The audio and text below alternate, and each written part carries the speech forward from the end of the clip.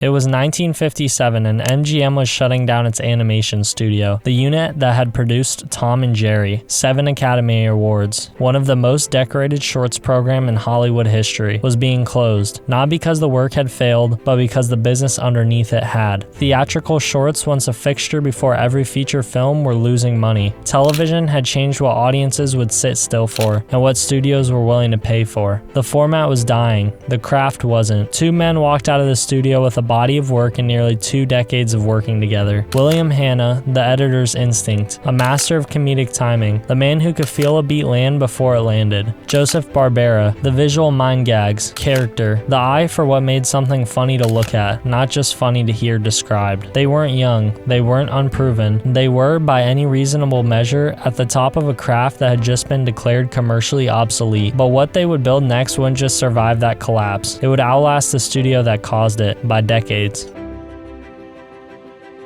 Watch the chase. A cat sprints across the kitchen floor at a speed no real cat could survive. A mouse 2 steps ahead reading the room, a half beat faster than the cat can react. The timing is surgical. The pause before the fall, the frame held just a moment too long before the crash. That's not an accident. That's William Hanna, counting beats like a drummer, deciding exactly how long an audience needs to hold its breath before the release. Now look at what's actually happening on the screen. The exaggerated expressions, the props turned into weapons. That's Joseph Barbera.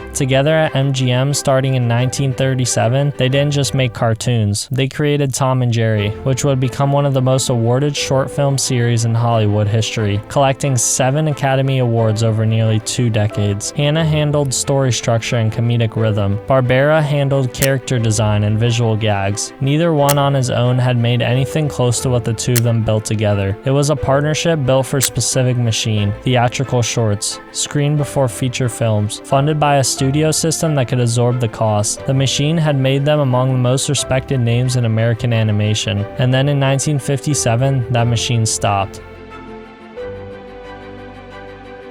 Here's what television offered in 1957 to a pair of animators who had just lost a studio: less money per project, a fraction of the production time, and a technique many in the theatrical tradition considered a step down. Theatrical animation was built around full animation, fluid, labor-intensive, and expensive. Hanna and Barbera couldn't afford that anymore, and neither could anyone trying to fill a television schedule. So they built around a different technique: limited animation, fewer drawings, reused backgrounds, characters broken into separate parts, and movement built around held poses, cycles, and quick cuts rather than constant fluid motion. It was faster, it was cheaper, and to animators trained in theatrical tradition, it looked like a compromise dressed up as innovation. Many in the industry doubted a television cartoon. Cheaper looking, made on a fraction of the theatrical budget, could hold an audience attention the way a polished MGM short could. Television itself was still proving what it could do. Animated series were still a relatively new proposition, especially at the scale of a regular television schedule. Hanna and Barbera weren't betting that limited animation was better. They were betting it was enough, that a strong enough story, sharp enough writing, and a distinct enough character could carry a show even without the polish. It was a bet about what actually made people watch: motion or personality. They didn't have the luxury of finding out slowly. Rough and Ready, their first television series, launched in 1957, the same year their old studio shut its doors. There was no cushion. It worked or it didn't.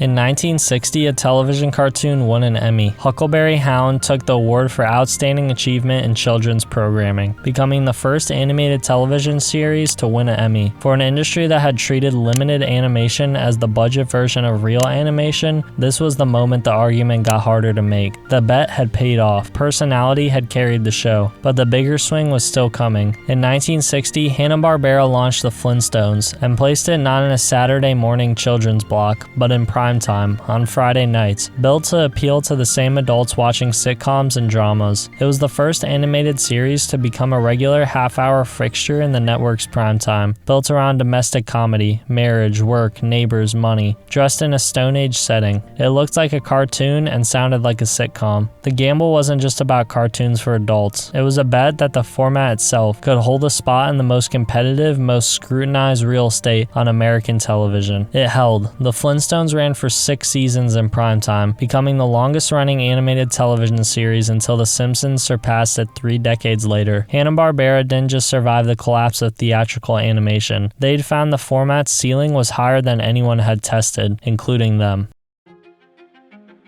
By the end of the 1960s, Hanna-Barbera wasn't just producing cartoons, it was running a pipeline. The company turned out multiple series a year, filling Saturday morning schedules across major networks at points. Yogi Bear, The Jetsons, Top Cat, and in 1969 Scooby-Doo, Where Are You?, a comedy mystery format that would become one of the studio's most enduring franchises. The shows were entertaining, funny, and built with enough character and intrigue to appeal beyond purely children audiences. But the real shift wasn't just creative. It was structural. Every shortcut served the same purpose: make an episode cheaper to produce without making it feel cheaper to watch. Once that system worked, the advantage wasn't one successful show, it was the ability to make another one. On top of that, Hanna-Barbera built licensing and merchandise into the business as another way for its characters to generate value. Lunchboxes, toys, cereal box tie-ins, comic books. A character wasn't just a character anymore. It was a product line waiting to happen. That's the part of the story that rarely gets told with the cartoons themselves. Hanna-Barbera helped establish a template that network, advisors, and toy companies would lean on for decades. A show isn't just a show, it's the front end of a much larger licensing business. Fans didn't just want to watch these shows, they took pieces of them home. And decades later, those lunchboxes, toys, and comic books still carry the nostalgia of growing up with them. By the end of the 1960s, Hanna-Barbera had become one of the most dominant suppliers of American television animation. The two men that had been pushed out of theatrical shorts because the math stopped working had built a business around a different kind of math, one designed for the economics of television. Quick interruption. If you want more stories about the companies that shape the culture around us, subscribe. There are plenty more stories like this on the channel. Now back to the story. Not everyone was impressed. As Hanna-Barbera's output grew, so did the criticism. Animation purists, many trained in or nostalgic for the theatrical tradition Hanna and Barbera themselves came from, argued that a limited animation had traded craftsmanship for speed. Some critics went further, dismissing the studio's show as barely animated at all. Characters that talked more than they moved, backgrounds recycled from scene to scene, motion reduced to whatever the budget could still afford. The pressure wasn't also artistic. The 1970s brought increasing regulatory scrutiny to children's television. Groups like Action for Children's Television pushed the FCC and networks to reconsider how much commercial content and what kind of content belonged in children's programming. Hanna-Barbera, as one of the largest suppliers of that programming, wasn't watching that fight from the sidelines. Its position in the market made it impossible to ignore. There's a version of the story that treats Hanna-Barbera's limited animation as pure innovation and leaves it there. That's not the whole picture. It was a business decision that solved a real problem: how to make television animation financially sustainable, and it came with real trade-offs, ones the industry argued over for years and animation historians still debate. The same shortcut that had let 2 out-of-work animators build an empire were now the reason critics said the empire had a ceiling of its own.